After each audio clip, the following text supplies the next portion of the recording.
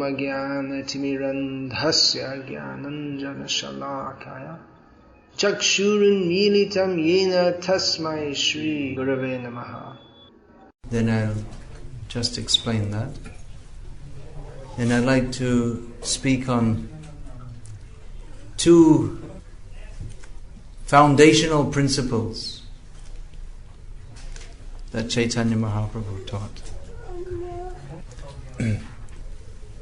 Jadi Gaur na hoy to Bengali is not. It's a famous song among Bengali Vaishnavas. The meaning of which is, if Chaitanya Mahaprabhu had not appeared in this world, if he had not come, then what would have happened? How could we have remained alive? How could we have dharitamde? How could we have held on to our bodies? It literally means. Chaitanya Mahaprabhu, what is his gift? Radhar Mahima Prema Rasha Shima. The glories of Srimati Radharani, which are the ultimate limit of Prem Ras, which is better said as Prem Ras, because you can all understand Prem Ras, but how to translate in English? There are no words in English, because English, there's no concept of any such thing. Jagate Janatoke. Who could have taught this to the world? Only Chaitanya Mahaprabhu. Therefore, Prabodhananda Saraswati, another contemporary disciple of Chaitanya Mahaprabhu, says that what great benefit to the world was there when Ramachandra came? What was the specialty of Varahadev? All not very much. Chaitanya Mahaprabhu, he has given the actual essence of all things. So it's in a back to front way, praising all the different avatars and pointing out the greatness of Chaitanya Mahaprabhu. Jagate Janatoke, Radha Mahima. Then Madhura Brinda Bipina Madhuri Prabesha Chaturisha. Madhura Brinda, the sweet Vrindavan. Madhura Brinda Bipina Madhuri, in the sweet groves of sweet Vrindavan, entrance to go into that, to enter that, back home, back to Godhead. That is the essence of all intelligent endeavors. Baraja Jubote Bhavera Bhakati Shakati Hoitoka. So to explain and relish and distribute the bhava bhakti, the transcendental emotional devotional feelings of the young girls of Vrindavan. Who has got the power to do that except Chaitanya Mahaprabhu? Therefore, Gau Gau Punar Gorangera Guna Sharala Karyaman. So again and again, sing the glories of Chaitanya Mahaprabhu, keeping the mind very simple, not rascal.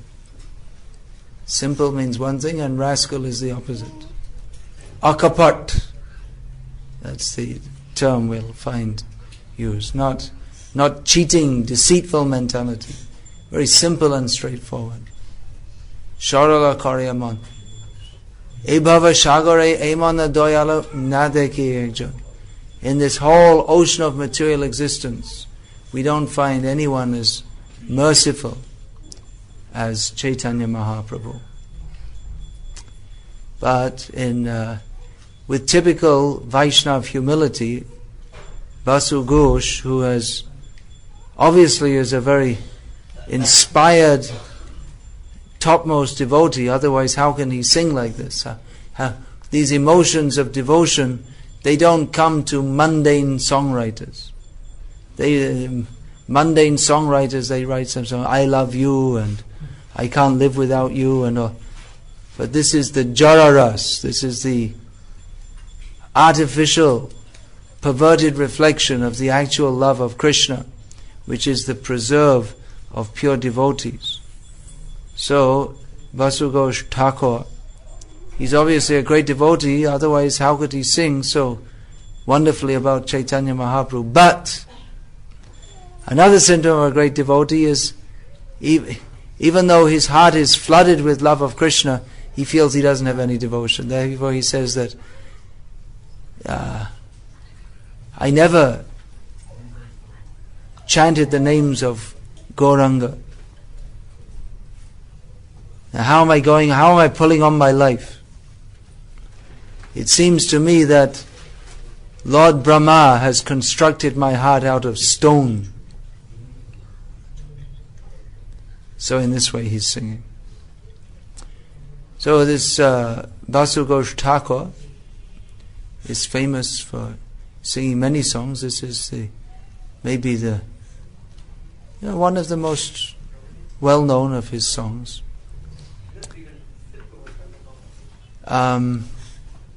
Mostly in our one mundane scholar of Gauriya Vaishnavism. That's a very dangerous species. You should avoid them by all means. Mundane scholars of Vaishnavism. So he was commenting that, well, in Gauriya Math and ISKCON, they mostly sing the songs of Bhaktivinoda Thakur and maybe some of Narottam Das, but the traditional song writers, or those who are traditionally more Narottam Das, very popular in the Gauriya Vaishnava tradition. Not all, but mostly they sing Narottam songs.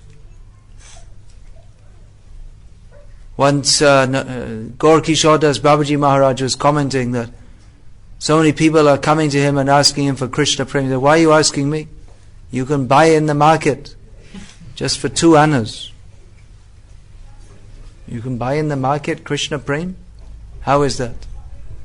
You can go and buy this Prarthana and Prem Bhakti Chandrika, these 2 songbooks by Narottam Das. You can get for 2 annas Krishna Prem. Of course, it's not merely that by buying the book or by singing the songs, one has to enter into the spirit of it also.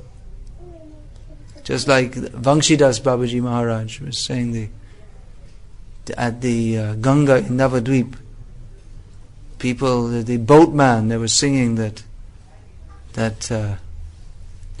my heart has been pierced with a trident. So singing like that in separation from Krishna. Vangshidas said, you can sing like that, but you really feeling like that? It's easy to sing, but actually to feel like that, it's not so easy. We can easily sing. What is that? It's like Janmaobi, Marobi, Jovicha Toha. Nittadasa Pratitua Adhika. Bhaktivinoda Thakur sings. That Janmaobi, Rakobi. You can Marobi, Rakobi, Marobi. You can maintain me or kill me. As you like. You're praying to Krishna, because I am your servant. You have the right. So we can sing like that. But to actually feel like that, if we have anything wrong, we feel disturbed. But Bhaktivinoda Thakur is saying, you even kill me, then that's your right, as you like. Kita janma hao jatha tu adas, bahimoka brahma janma nahiyash. What would you like to be? Just like the children, they say, what would you like to be when you grow up? Well, I'd like to be mostly doctor, engineer, cricket player, film star. You want to be a film star? Right. I bless you, you won't be a film star. Miss World, Mr. World, Olympics, champion. That's another nonsense coming up soon. So, what was your airline pilot,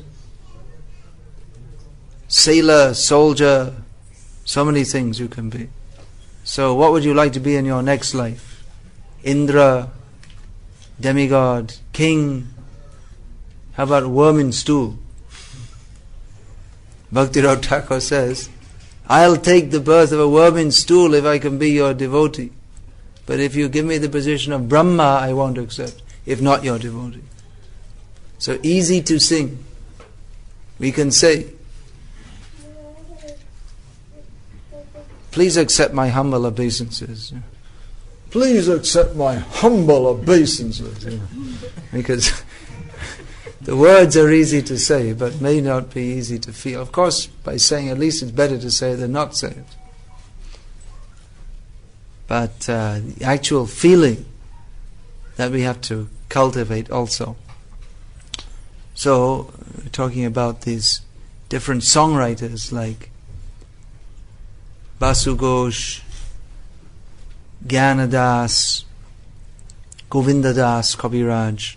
These are all famous songwriters in the Gauriya tradition, and this very dangerous species of mundane scholar commenting on Gauriya Vaishnavism has noted that in Gauriya Mat line and ISKCON they don't sing, mostly Bhakti-Vinod Thakur songs and some of Narottam Das. So why is that? Well, there's a reason also, because the songs of the previous Vaishnava Acharyas, they're all perfect and pure, but they may not be so helpful for us in our spiritual realizations as those of Bhakti-Vinod Thakur, because they're mostly on the affective platform. That means that they're on the platform of sentiment, transcendental sentiment, but not so much philosophical or helping us to understand what is our situation in connection with Krishna. Glorifying Krishna, this Basu Ghosh Prabhu has especially given so many songs glorifying Krishna, especially glorifying Chaitanya Mahaprabhu, his different leelas. Basu Gosha Bale Kare Jora Hat, Jai Gaur Shri Krishna Shri Jagannath. So he's glorifying Chaitanya Mahaprabhu in various ways. This song, which was just sung, was that's somewhat philosophical, but Bhakti-Vinod Thakur's songs especially, many of them, they analyze what is our situation, how we are in Maya, and how we have to come to Krishna. There are so many songs. Amara Jivan Shada Papirata Nahika Punnar Alesh. My whole life is simply full of sinful activities. There is not even a slight trace of any pious activities.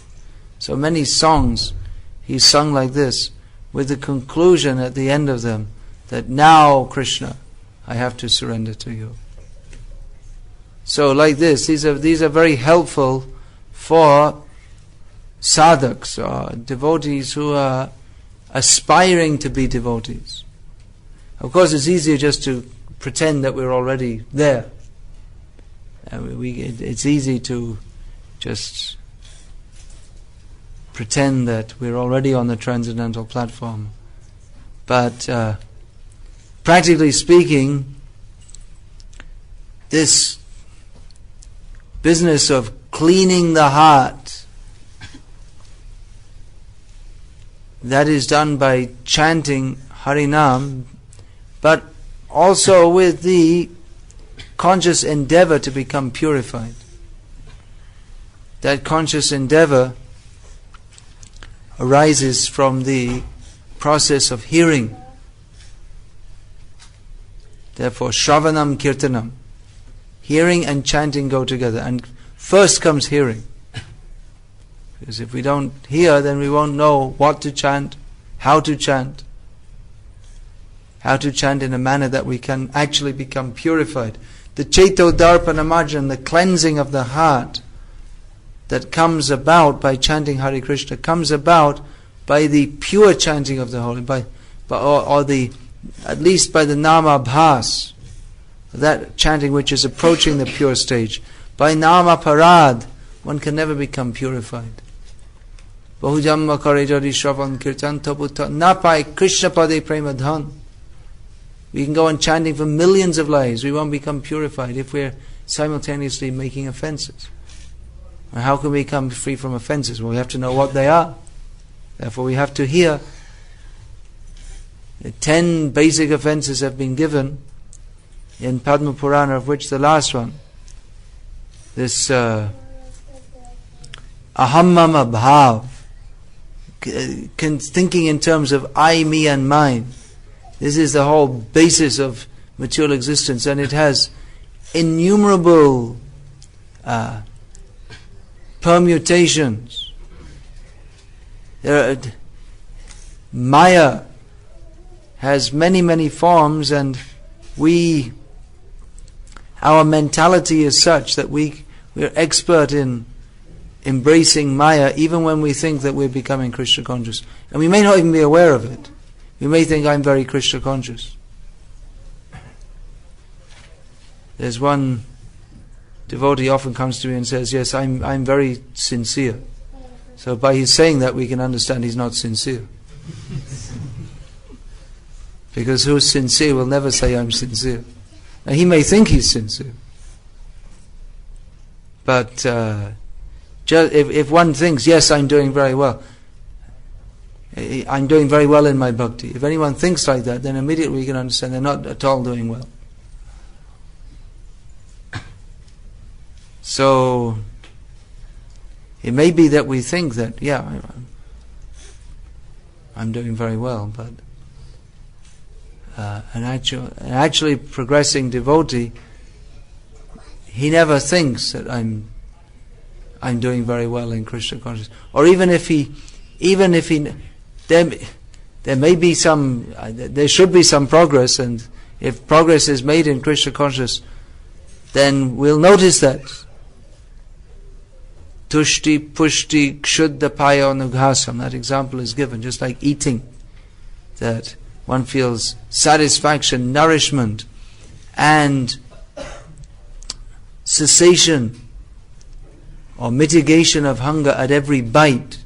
So similarly, the process of Krishna consciousness is compared to eating. That as we're eating, we feel at every bite we're getting some benefit. So in Krishna consciousness, we should actually feel some benefit. But then a devotee, he feels that benefit. He doesn't think that, oh yeah, I'm so great, I'm so wonderful. But he thinks, whatever is there, that is jogata vichare kichu nahi paitomara karunasha. That is all whatever good thing that may be in there, that is simply the mercy of Guru and Krishna. That is his way of thinking. And a devotee, even if he is advanced, actually especially if he is advanced, then he sees whatever residual material attachments may be in his heart, it may be whatever it may be, he sees as a very big and bad, and say, why do I have any attachment for anything not related to Krishna? Why do I have any even slight desire to enjoy this material world separately from Krishna? So mostly we're singing the songs of Bhaktivinoda Thakur, which are very helpful for us to overcome all these different residual anarthas in our heart. I said I was going to speak of the 2 foundational principles of Chaitanya Mahaprabhu's teachings. I discussed some other points which are all related. Those 2 points, those 2 foundational principles are Vairagya and Vidya. Vairagya Vidya Nija Bhakti Yogam Shikshatam Ekaf Purushah Purana Shri Krishna Chaitanya Sharira Dhari Kripam Bhati Yastamaham Prapadye. Sarvabhauma Bhattacharya composed 100 verses in glorification of Chaitanya Mahaprabhu, of which this one in particular is most famous. He delineates that Chaitanya Mahaprabhu's teaching of Bhakti Yoga is based on the principles of Vairagya and Vidya, non-attachment and knowledge. Now that may appear, that statement, we can translate the whole verse. Chaitanya Mahaprabhu taught devotional service to himself on the basis of Vairagya and Vidya. He is the original, eternal, supreme person, and therefore I surrender at his lotus feet. Now that Chaitanya Mahaprabhu's teaching of Bhakti is based on Vairagya and Vidya. Please wash your hand after putting it in. Yes, you just put your hand in your mouth, you chewed your finger. Go and wash your hand. No, you didn't do it. I didn't see you. Maybe you did also. But you just put your hand in your mouth? You didn't? Oh. Well, it sure looked like that.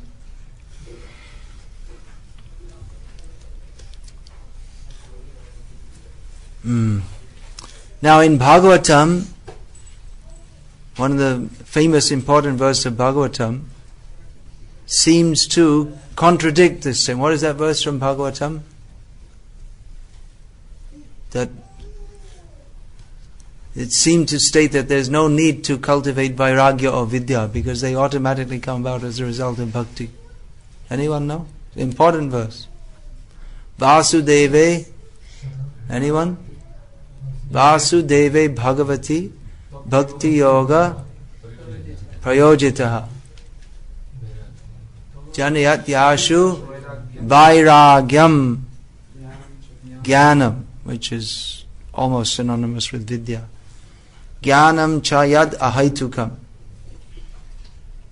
So the purport of this verse is that by performing devotional service unto Vasudeva, Krishna, the Supreme Personality of Godhead, Vasudeva Bhagavati, then automatically arise knowledge and vairagya, detachment. Detachment is the word Prabhupada generally uses to translate vairagya, although it literally means absence of attachment, anasakti. Vairagya, raga, raga means attachment, virag, vairagya, non-attachment. So these, we may say then, well, there's no need to try to get knowledge or detachment because they automatically arise from bhakti. But then within bhakti we see there are practices to cultivate vairagya and vidya. But that means, so what does it mean that they come about automatically by bhakti? Bhakti is never devoid of vairagya or vidya. Bhakti, if there is bhakti for Krishna, that same verse I was quoting, that Tushti Pushti, that begins that bhakti pareshanubhava viraktiranyatra. That the definition of Krishna consciousness is first defined as attachment to Krishna and concomitant detachment from everything else. Viraktiranyatra. So vairagya must be there. If one is attached to material sense enjoyment, then where's the question of attachment to Krishna? The two things don't go together. And also in bhakti there must be vidya. One must know what he's doing, why he's doing. The very cause of material existence is ignorance of our constitutional position as servants of Krishna. But Vairagya and Vidya are not cultivated as separately from bhakti, and it's not considered that simply by being austere or simply by studying Shastra one can attain bhakti. But rather they are the Vairagya and Vidya that is manifested as a result of one's genuine desire to serve Krishna. That is different from the Vairagya and Vidya of the impersonalists who simply try to negate their desires. This is their attempt at Vairagya. They attempt to do so by Vidya, by study of Shastra, in an attempt to understand that they are not connected to this material world. But that Vidya of the impersonalists it's very much incomplete. If we simply know I'm not of this material world, aham brahmasmi, I'm spiritual, but we don't know what is my duty as a spiritual living being, and then we're left only halfway. So in bhakti, naturally vairagya comes. It's partially it's cultivated, but not in the dry manner of the impersonalists. That means that a devotee, he becomes detached from this mature world by getting a higher taste, higher engagement. He naturally gives up desires for gross sense gratification by having better desires how to serve Krishna.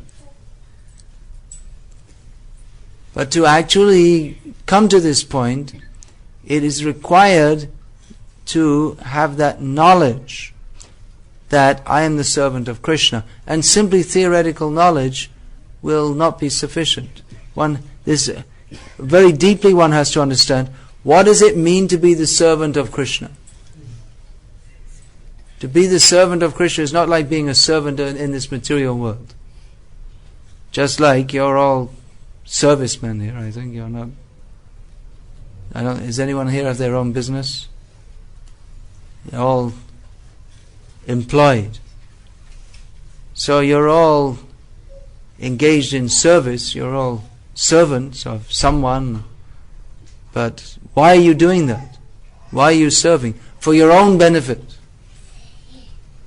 It's not that you've come here to get a job because you have tremendous regard for the boss of your company and you like him so much that you're probably Marobi, Rakobi, Joe Chatoha. No, nothing, no such thing. Give me my money. How much do I get? What are the perks? What are the facilities? It's a servant in this mature world means the servant serves, but he's thinking, what benefit do I get? What do I get out of this? That's one way of serving materialistically. Another way of serving materialistically is out of fear. If I don't do, like a slave, if you don't do, then you may be killed or punished. The slave has no choice. He has no rights. So, in this material world, whoever is a servant is doing so not willingly, but because in this particular circumstance, he doesn't find any better situation to fulfill his sense gratification. He doesn't want to say, he'd be happy that the boss becomes his servant. That Prabhupada, he was in Japan negotiating the book production with the executives of the Dai Nippon printing company. So they were all sitting around the table and they all left their visiting cards on the table. And then after they finished negotiations, they left a junior executive to look after Prabhupada and his group. So Prabhupada immediately began preaching to him. He asked him, what is your goal in life? So he had some presence of mind. He probably didn't expect to be asked such a question. But he knew what his goal of life was. So he collected up all the visiting cards and he put them one on top of another in order, that the chief executive officer on top and then the vice presidents, and in order with himself, his own visiting card at the bottom, because that was his position in relation to the others.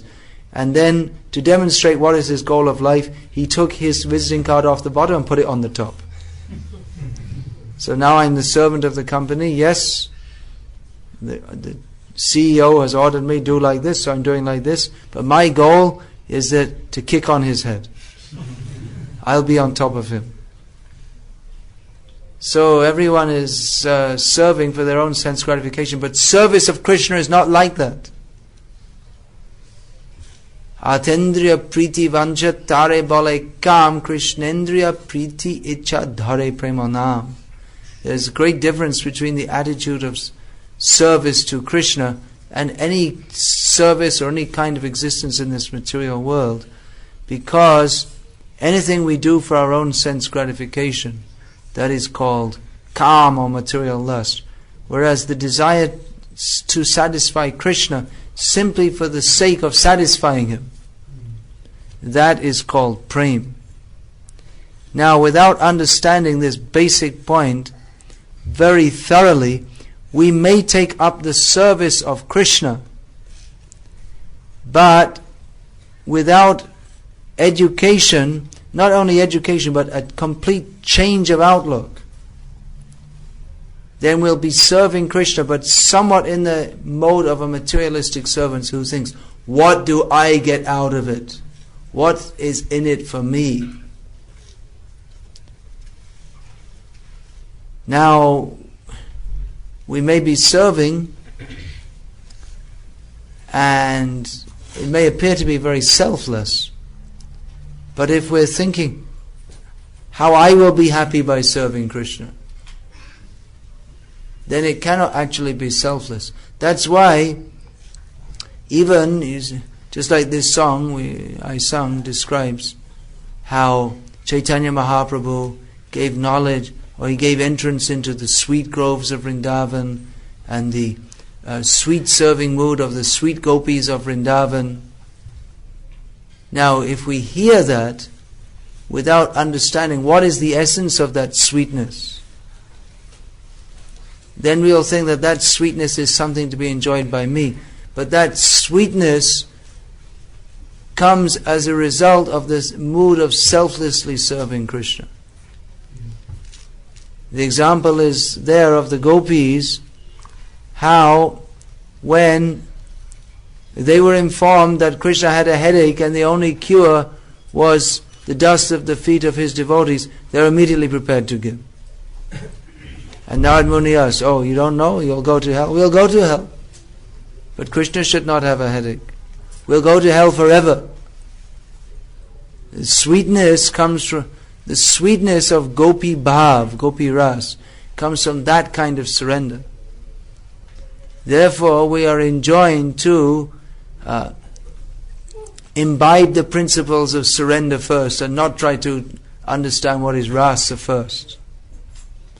Because if we try to understand rasa without having imbibed the vairagya and vidya of surrender to Krishna, then we may think that we are performing bhakti. But actually, we'll just be trying to enjoy Krishna. Krishna is the most beautiful, Krishna is very sweet. Oh, so I should be with him. I can also enjoy that sweetness.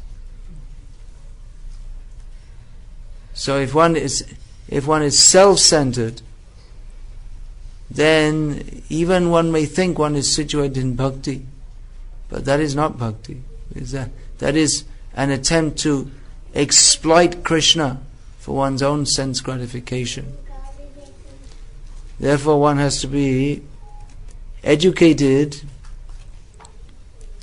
not only academic education, but one's whole attitude in Krishna consciousness, of how everything is meant for Krishna. So this kind of song, this Marobi Rako, Manasa Deho Geho, Jo Kichuma Apiluntu Apade, Nanda Kisho. This kind of attitude, how to actually imbibe that is required. We may think, well, Vairagya, Vidya, that's for sannyasis. But no, it's for all devotees. It's not that, well, one's a householder and therefore enjoy a little bit. Enjoy a little bit, but then there's no bhakti is spoiled by failing to cultivate the desire to act only for the pleasure of Krishna. Then we spoil our advancement in devotional service. So Bhaktivinoda Thakur, a householder, so some may accuse, 13 children, seems like he was a great Bhog Vilasi, seems like he was a great enjoyer of this material world. Even he was building his house in Calcutta, Bhakti Bhavan, holding his bead bag in his hand, and very enthusiastically with great alacrity, overseeing the work. That how is it going on? How are the masons doing their work? And some people criticize that instead of he's in the justice department of the British government, maybe he should have been in the public works department. He seems to be taking such interest in construction. He was very happy to see the building his house. Everyone thought, he's taking such interest in building his house, just like some materialistic person. But Bhaktivinoda Thakur explained, he's very enthusiastic because this is to be Bhakti Bhavan. This is a place where Krishna will be glorified, where Krishna's devotees will be served. Therefore he's very enthusiastic to see how it's built. Materialistic people misunderstand him to be one of them. So he showed how, by living as a dutiful householder, one can at the same time be fully detached from this material world. Not in show, but in actual fact. That everything he did was for the satisfaction of Krishna. How to imbibe that attitude. His whole life was Krishna-centered. He would do his work responsibly, not irresponsibly. He would perform his duties in the court. He was a magistrate. And he would finish it up very quickly, very expertly, with full concentration. He would do his work, finish, then he would come. And he would spend time either at Jagannath temple discussing Bhakti Shastra with other devotees, writing books, chanting the holy names. He made, even though he had so many family responsibilities and judicial responsibilities, he made time to write so many books which are unparalleled, books and songs which are unparalleled in the history of the world. He himself said that if all the libraries of the world were destroyed, but only the Srimad Bhagavatam remained, there would be no great loss. But I would like to add that Srimad Bhagavatam and Bhaktivinoda Thakur's writings also, they should also be preserved. And all our Vaishnava Acharyas, which it's all Bhagavad Katha. All the Vaishnava Acharyas, that's also Srimad Bhagavatam. It's just like Bhagavatam, we have Prabhupada's Bhagavatam with commentary. So the writings of the Acharyas, they're non-different from Srimad Bhagavatam, just like Bhagavatam is non-different from Krishna. Literary incarnation of God. So Bhagavatam, all the writings of the Vaishnava Acharyas, we cannot understand Bhagavatam without the commentaries of the Vaishnava Acharyas. Once Srila Bhaktisiddhanta Saraswati Thakur, he was in Delhi. one of the devotees there, he was regularly giving lectures. So he asked that devotee that, do you regularly read the Gauriya magazine? That was the magazine of the Gauriya Math at that time. And it was different to Back to Godhead, in as much as it was very highly philosophical, discussing all different points of Vaishnava philosophy in great depth. And the main topic, they made an index for that magazine of all the different articles, and they put them under different categories. It's very interesting. The first category they put was, I can't remember exactly the words. What was it? Something like Purvapaka Khandan. Anyway, the word was there, Khandan. So the main topic, the one that came up most, was smashing all the wrong ideas. And then Radha Mahima. There were maybe several hundred in the course of several years. There were several hundred articles smashing the wrong ideas. And then Radha Mahima, 2 articles. So it was very much focused on understanding what is Sambandha Gyan, what is our relationship with Krishna. So anyway, Bhaktisiddhanta Saraswati Thakur, he knew this devotee was giving lectures, so he asked, are you reading Gauriya magazine? So he said, well, I'm very busy. Sometimes when I get time, I read Chaitanya Charitamrita and Chaitanya Bhagavat. I don't have much time for reading Gauriya. Bhaktisiddhanta Saraswati Thakur said, without reading this, you cannot understand Chaitanya Charitamrita, Chaitanya Bhagavat. So you may ask them, well, how can we understand? Because we have Prabhupada's purports, which are the essence of all. Prabhupada, whatever Bhaktisiddhanta Saraswati Thakur gave, he has given us that. But the point is that, or just like sometimes we may like to read just this, just like they bring out this Reader's Digest versions of Chaitanya Charitamrita and Chaitanya Bhagavat. I've also brought out a summary of Chaitanya Mahaprabhu's pastimes. But that's not supposed to be a substitute for reading Chaitanya Charitamrita, but an introduction so that people can get the desire to do so. But if we just like to read the pastimes without reading the Acharya's commentaries, or we just like to tell different stories without understanding the philosophical import, then it'll be like telling some, just like the children, the parents tell some stories and the children enjoy it, without understanding the import as given by the Acharyas, then it'll be just another kind of sense gratification. We heard some nice, pious sense gratification. We heard some nice stories about Krishna. Therefore, the Bhagavad Sapta is condemned. What is wrong? You see, Parikshit Maharaj, he heard Bhagavat in 7 days. So we shall also hear what is wrong. What is wrong is because they're simply telling stories from Bhagavatam in order to give some pious entertainment to the people who are coming. But they're not teaching dharmasya hyapavargasya narthos. What is that? Narthasya dharmaikantasya kamolabhaya hismritaha. That dharma is never meant for sense gratification. And even if one has got the opportunity for sense gratification, he should never indulge in that. But rather, kamasya nindriya priti. One should not indulge one's desires for sense gratification, but rather jigyasu tattva jignasya. One should inquire into the absolute truth. So the false teachers of Bhagavatam, they don't teach like this. Just tell some stories, everyone says, very nice. Give some umbrellas. The speaker gets 50 umbrellas.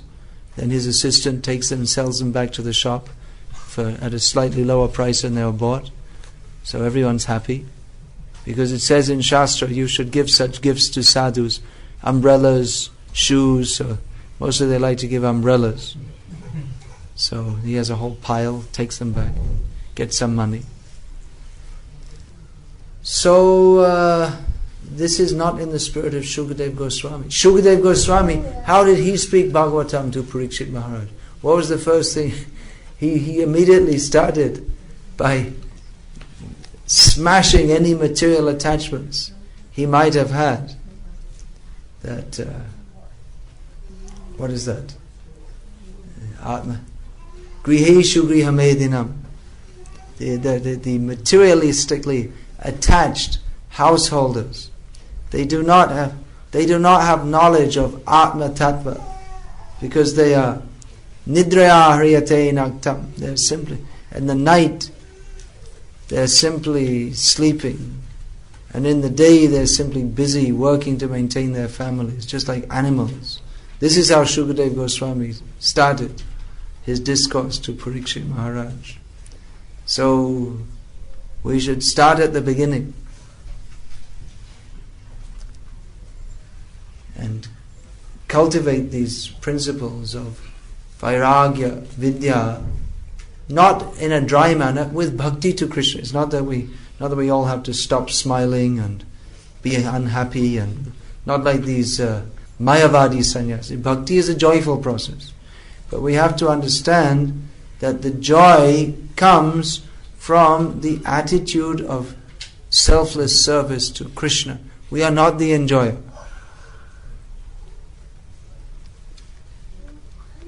Someone's devotee comes, oh, I didn't see you. Where were you?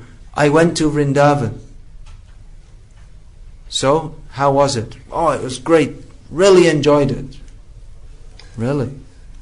We should go to Vrindavan to serve Brajabara Nagara, the enjoyer of Vrindavan. Not that we go, I enjoyed it, therefore it was good. Vrindavan is good, I like it very much, therefore it's good. And actually I like Puri better than Vrindavan because the climate's better and people are not so rough, so actually I like Puri better than Vrindavan. And I like Jagannath. See, I like him better than Govardhan, you see. Mundane outlook, my enjoyment, how I have enjoyed. In Puri we get all that nice prasadam, you see, you can just walk in and buy it, so. I like the prasadam in Mayapur better than Vrindavan. This kind of attitude, then, well, it's better than being a beef eater. It's a lot better. But it's not pure, it's not Shuddha Bhakti. Shuddha Bhakti begins when we understand the principles of Vairagya Vidya. The detachment from the very concept of how I should enjoy this material world, based on knowledge that I am not the enjoyer. Therefore we have to hear again and again and again. That is the process. So we can understand these points. Now we may think, yes, well, you're a householder, we should enjoy a little bit. That's due to asat sangha, we think like that. Due to the way of life we've been brought up in. Otherwise, traditionally, we'll find that any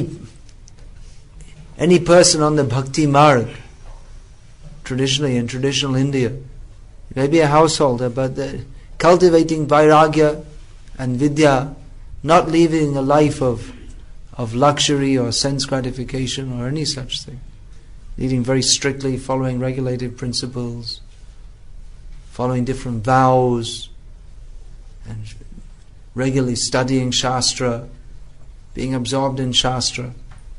This is Vaishnav life. That whatever we have to, we may be working, whatever it is, tinker, tailor, soldier, sailor, whatever it may be.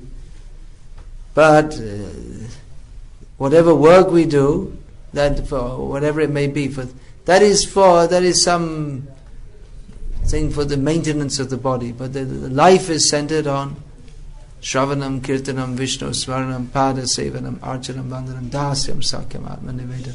This is Vaishnav Grihastha life.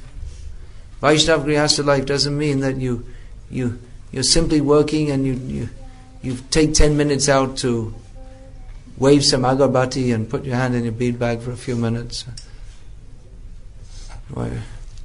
Then where's the Vaishnavism? We have to arrange our lives in such a way that we have time for hearing and chanting about Krishna. Otherwise we're just living an animal life. The animals are busy all day and night.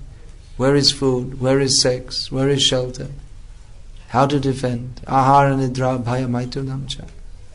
In the animal's life there is no vairagya or vidya. So a devotee has to arrange his life in such a way that he can cultivate Krishna consciousness. Of course, if we're leading very busy lives, it may be easier just to go in for some kind of watered down, cheap version of Krishna consciousness. But just like the saying is, you get what you pay for. It's how much does a Corolla car cost here in Dubai? Anyone know? New car? 40,000. How much does, of course there are different models, but say a Mercedes cost? Above 100,000. Must be about, yeah. So you get what you pay for, right? A Corolla is not the same as a Mercedes. A Mercedes is better in every way, except the price. But then you get what you pay for. Mercedes is more comfortable, longer lasting, safer, more prestigious, goes faster, faster acceleration, so many qualities, so many. Whereas a Corolla is just a cheap tin can, and a Mercedes is a more expensive, more sophisticated tin can. You get what you pay for. So we may think, we'll take a light-hearted approach to Krishna consciousness. But we won't get Krishna unless we're prepared to do what is required to get Krishna. We can get Krishna by stopping thinking how I can get Krishna and how I can serve Krishna. So we should consider all these points. I could discuss more, but it's quite late. We'll finish there. Hare Krishna. Holiness Bhakti Vikasa Swami Maharaj ki Jai. Prabhupada ki Jai. Shri Prabhupada. Hare Krishna. Any question about this? Yeah. जो हमारी शरीर है और जीवात्मा है, जीवात्मा से शरीर को अलग समझना, क्या शरीर से जीवात्मा को अलग करने के लिए क्या करना चाहिए? तो पहले सुनना चाहिए. अगर हम नहीं सुनते हैं तो कैसे समझ लेंगे कि जीव और देह अलग? लेकिन उसका साक्षात्कार कैसे मिलते हैं? तो व्यवहारिक जीवन में जीवात्मा जैसे काम करना चाहिए. अगर हम सिर्फ शरीर के लिए सभी प्रयास करते हैं तो फिर कैसे बुद्धि आएगी कि मैं जीवात्मा हूँ? तो इसलिए भक्ति साधना करना चाहिए, क्योंकि ये श्रवणम कीर्तनम विष्णु स्मरणम इत्यादि तो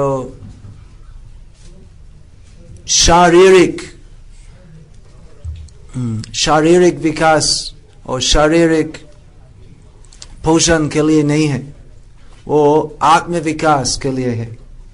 मैं जीवात्मा हूँ और जीवात्मा का क्या कर्तव्य है? कृष्ण सेवा. कृष्ण सेवा करने से साक्षात्कार आता है कि मैं जीव हूँ.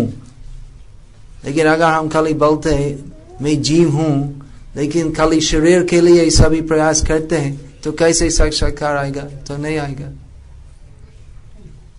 शरीर के लिए हम करते हैं, जो भी करते हैं. हाँ, तो शरीर के लिए कुछ करना चाहिए, खाना है, सोना पहना, ये सब, लेकिन इसी भावना से करना चाहिए कि ये शरीर एक वाहन जैसे है, और क्योंकि मैं बद्ध जीव हूं तो इस वाहन में हूं, लेकिन इस मानव शरीर का अर्थ है, उद्देश्य है कि इस शरीर के द्वारा कृष्ण सेवा करना है, तो इसलिए शरीर का पालन करना चाहिए। हम कहते हैं किस लिए, जैसे कि हम शक्ति में लेंगे कृष्ण सेवा करने के लिए, हम काम करते हैं जैसे कि हम पैसे में लेंगे शरीर का पालन करने के लिए, जैसे कि शरीर के द्वारा हम श्रवणम कीर्तनम विष्णु स्मरणम इत्यादि कर सकेंगे, तो इसलिए केवल, तो यही बुद्धि स्थिर होना चाहिए कि मैं आत्मा हूं और मैं शरीर नहीं हूं, और शरीर के लिए और सब कुछ जो करता हूं वो खाली आत्मज्ञान और भक्ति का विकास करने के लिए, और ऐसा साक्षात्कार होगा। या जो हम कर रहे हैं वो सच सब कुछ ना भगवान को समर्पित करते हुए, और हम समर्पित होते हैं सब कुछ करते हुए अपना ये उद्देश्य रखते हैं कि हमने जो भी कर रहे हैं मेरे द्वारा नहीं हो रहा, आपके द्वारा। हाँ, उद्देश्य ऐसे शुद्ध होना चाहिए, लेकिन क्या होते हैं, अगर हम उद्देश्य ऐसे हो सकते हैं लेकिन बीच में माया आते हैं, और माया बहुत सूक्ष्म रूप में आते हैं, इसलिए बारंबार शुद्ध भक्तों के श्रीमुख से सुनना चाहिए ऐसी बात कि हम इस भौतिक जगत की वस्तुओं के मालिक नहीं है, भोगी नहीं है, हम कृष्णदास है, और खाली श्रवण करना नहीं है, तो वैष्णव संत के साथ संगति करना चाहिए, क्योंकि वो भक्तों की भावना में उससे प्रभाव आते हैं। अगर हम शुद्ध भक्तों की संगति करेंगे तो हम वैसी भावना भी मिलेंगे। अगर हम असत संग करेंगे, भोग विलासियों की संग करेंगे, तो हम ऐसे भावना से प्रभावित होगा। तो ऐसे ही भक्ति में सत्संग, श्रवण करना, तो ये सब मुख्य अंग है। अगर हम करेंगे तो हम भक्ति में प्रगति करेंगे, और हम व्यवहारिक रूप में साक्षात्कार करेंगे कि मैं इस शरीर नहीं हूं, मैं जीव हूं, और जीव स्वरूप है कृष्ण नित्य दास, मैं कृष्ण का नित्य दास हूं। तो कैसे साक्षात्कार होते हैं कि मैं जीव हूं, जीव कृष्ण नित्य दास है, तो कैसे वो साक्षात्कार होते हैं? कृष्ण की सेवा करने से। खाली बोलने से मैं कृष्ण दास हूं, मुझे और एक आइसक्रीम दो, ऐसा नहीं होगा। तो कृष्ण सेवा और इंद्रिय सुख दोनों विपरीत है। यही इस आज का प्रवचन का सार मर्म है। व्यक्ति रस विभोर होता है। रस किस प्रकार रस? कोई भक्त है, हाँ, रस विभोर होते हैं, रस विभोर होता है, हाँ, लेकिन वो वैष्णव नहीं बन पाता है, उसके लिए कुछ ऐसी स्थिति नहीं बनती है कि वो वैष्णव हो गया या बन पाया इसमें, लेकिन उसको रस विभोर होता है, उसको आनंद की चेष्टा करता, आनंद मिलता है। तो नहीं, वो भक्तों की चेष्टा है कैसे कृष्ण प्रसन्न होंगे। यही रस में विभोर होता है। हाँ, ऐसा अगर हम प्रयास करेंगे कृष्ण को खुश करने, कृष्ण सदैव सच्चिदानंदमय है, लेकिन अगर हम प्रयास करेंगे कृष्ण का सुख के लिए, तो वो प्रयास करने से अपने आप हम भी सुखी होंगे। तो यही भक्ति रहस्य है। लेकिन अगर हम भक्ति करेंगे अपना सुख के लिए, तो हम वास्तविक कृष्ण भक्ति सुख नहीं मिलेंगे। तो यही रहस्य है। हम जो रस विभोर होते हैं, हम तो आप भाग्यवान है, मैं अभी तक नहीं हूँ। महाराज, भगवत गीता में भगवान इस संसार को दुखालय कहते हैं, लेकिन जो कृष्ण भावनामृत में लगे हैं, जो कृष्णा कॉन्शियसनेस में हैं, क्या वो इस दुखालय में हैं? उनकी क्या स्थिति है? क्या स्थिति है? विश्वं पूर्ण सुखायते विधि महेन्द्रदिश्चाकीठायते यत् कारुण्य कटाक्ष वैभवतं तं गौरमेव स्तुमः। जो चैतन्य महाप्रभु की दृष्टिपात, कृपा दृष्टिपात मिलते हैं, तो पूरा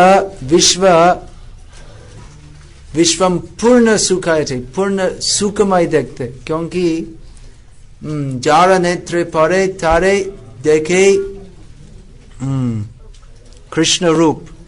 तो जो देखते हैं वो देखते हैं, वो उसमें देखते कृष्ण कृष्ण कृष्ण कृष्ण कृष्ण, सर्वत्र कृष्ण को देखते। तो भक्तों के लिए कोई, प्रहलाद महाराज वैसे भी बोले कि मेरा खुद का कोई दुख नहीं है। नैवोद विजय परतरतरै वैतरण्यस्तद्वीर्य गायन महामृत मग्न चित्तम। मेरा कोई दुख नहीं है। तो मेरा पिता श्री जो अभी पिता नहीं, वो मर गए नृसिंहदेव हिरण्यकशिपु, तो मुझको इतना परेशान किया, लेकिन मैं कभी भी दुखी नहीं था, क्योंकि सदैव आपका नाम गुण इत्यादि स्मरण किया था। लेकिन मेरा ऐसे वो सदैव प्रेम सुख से विभर था। लेकिन मेरा एक दुख है, सोचे ततो विमुख चेतस इंद्रियाता माया सुखाय भरमुद्वहतो विमूढ़ा। कि वो सब अभक्त जो माया से मुग्ध होते हैं, तो आपके नाम गुण रूप लीला उसमें कोई रुचि नहीं मिलते हैं, और केवल मायिक सुख के लिए प्रयास करते हैं। तो वो मेरा दुख है कि ये सभी लोग आपकी भक्ति में तन्मय नहीं है।